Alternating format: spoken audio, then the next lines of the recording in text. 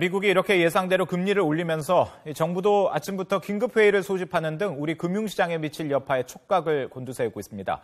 국내 시장에 큰 영향은 없을 것으로 보이지만 신흥국과 원자재 수출국을 중심으로 불안 요인이 있는 만큼 금융시장 동향 점검을 대폭 강화하기로 했습니다. 염혜원 기자가 보도합니다. 정부는 미국 중앙은행의 기준금리 인상이 우리 경제에 미칠 영향은 크지 않을 것이라고 거듭 강조했습니다. 우리나라의 경제 여건이 신흥국과는 다르다는 겁니다. 대외 건전성과 재정 건전성 모두 양호한 수준인데다가 외국인 투자자금 유출도 급격하지 않을 것으로 예상했습니다. 지난달 외국인 자금 이탈은 1조 2천억 원으로 지난 10년간 월 평균인 2조 5천억 원보다 적어 아직은 감당할 만한 수준입니다.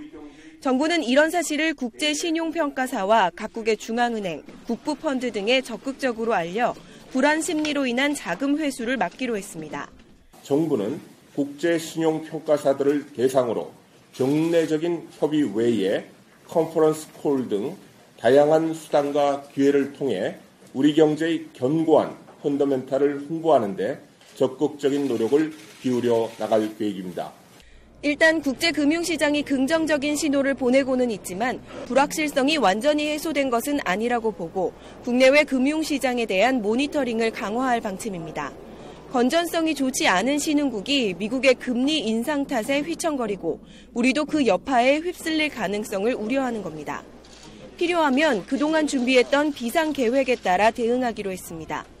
또 이번 주 안에 외환 건전성 태스크포스를 발족해 외환 건전성을 원점에서 재검토할 계획입니다.